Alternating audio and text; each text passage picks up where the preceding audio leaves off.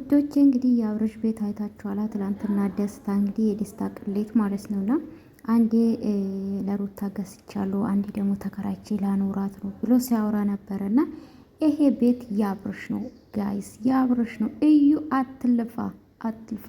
አዎ ማንም ጠብ አድርጉ፣ ላቡን ጠብ አድርጉ።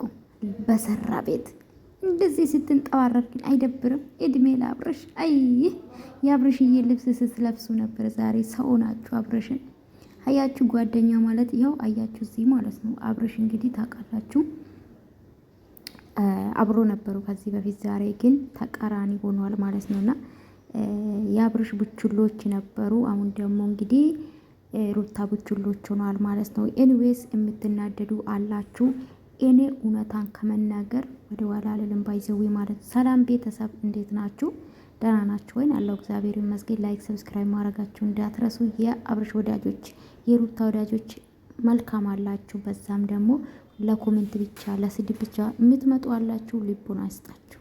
እኔ አልሳደብም ባይዘዊ ማለት ነውና እኔ እንግዲህ ማዮን ያየሁትን እስከ ዛሬ የሚከተለውን እነሱ ስለሆነ ማለት ነው ዶቼ በክፉም በደግም ቪዲዮአቸውን አሉና የአብርሽ ግን እውነታ ሊደብቅም አልችልም።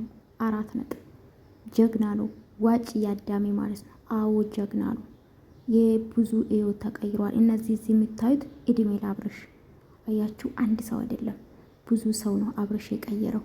ምንም በራሱ ላይፍ ብዙ ነገር ቢደርስበትም ስድቡም ምኑም ቢያስተናግድም ወደሽም ጠላሽ ህይወትሽ የቀየረ አብርሽ ነው። አዳሜ ማለት ነው።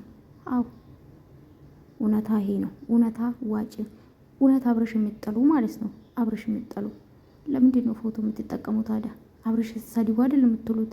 ኤንዌስ ይሄ ቤት የአብርሽ ቤት ነው። የአብርሽ አዲሱ ቤት